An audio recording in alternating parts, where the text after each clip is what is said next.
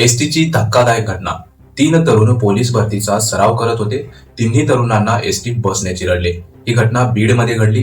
बीडच्या घोडका राजुरी फाट्याजवळ ही घटना घडली। या घटनेमुळे गावामध्ये शोककळा पसरली। 3 तरुण परळी बीड या महामार्गावर व्यायाम करत होते, तेव्हा हा अपघात झाला व सर्वत्र शोककळा पसरली। एसटीची दुसरी घटना। प्रवाशाने एसटी थांबवण्याचा आग्रह केला, पण ड्रायव्हरने तेथे थांबा नसल्याने बस थांबवली नाही। यावरून प्रवाशी व ड्रायव्हर यांच्यात वाद झाला, तेव्हा प्रवाशाने ड्रायव्हर व कंडक्टरला शिवीगाळ केली व मारहाण केली।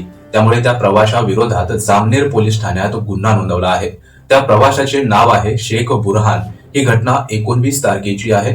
एसटी बस मुक्ताईनगर वरून जामनेरकडे जात होती, तेव्हा हा प्रकार घडला। एसटीची दुसरी अपडेट। एसटी कर्मचारी पीएफ पासून वंचित, कारण एसटी महामंडळाने एसटी कर्मचाऱ्यांचा पीएफ कपात केला, पण तो पीएफ ट्रस्टमध्ये भरलाच नाही आणि हा आकडा आहे 1100 कोटींचा।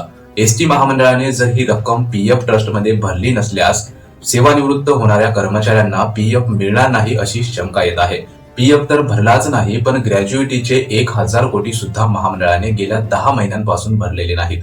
एसटी महामंडळाचं असं वागणं बरं नाही, असं एसटी कर्मचारी काँग्रेस या संघटनेने म्हटले। मित्रांनो, एसटी महामंडळाच्या या घडामोडींबद्दल तुम्हाला काय वाटते कमेंट बॉक्समध्ये आपले मत नोंदवा व चॅनलवर नवीन असाल तर चॅनलला सबस्क्राईब करा। धन्यवाद।